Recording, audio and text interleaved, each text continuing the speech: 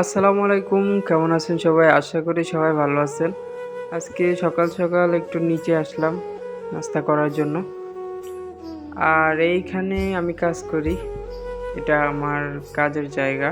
যেহেতু night duty করলাম, সেহেতু এখন সকালবেলা নিচে আসলাম নাস্তা খাওয়ার জন্য। এখন আমাদের এই সবগুলা বন্ধ।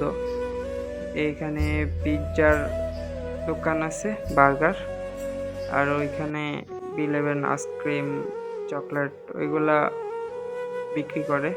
এইটাই আমি কাজ করি বার্গার শপে।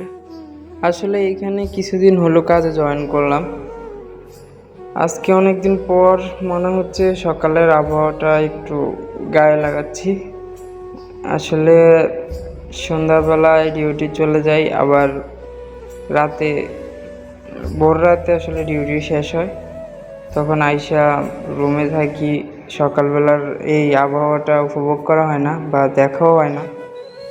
যে এখন আসলাম আজকে বাইরে সকালবেলা, আসলে ভিডিও করার বেশি সময় পাই না, এই জন্য আপনাদের মাঝে ভিডিও দিতে পারছি না।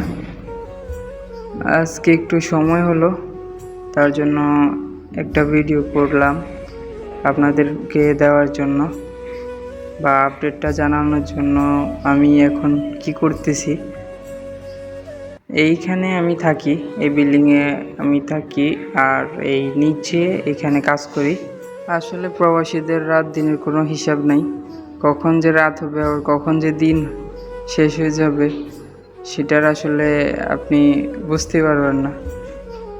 কাজ করতে করতে সময় চলে যায়, আবার রুমে আইসা রান্না বান্না কইরা খাওয়া দাওয়া কইরা আবার ঘুমানো।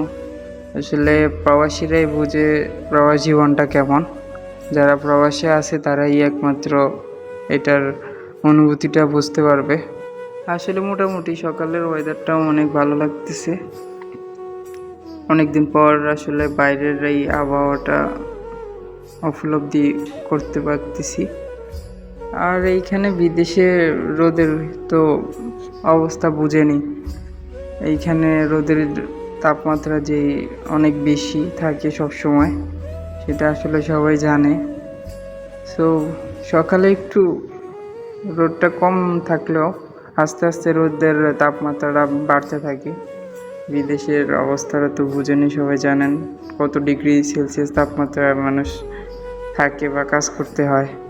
আর বড় কথা হলো, বিদেশ আসেন টাকা কামান, বিদেশ শুধু টাকা আর টাকা, সমস্যা নেই।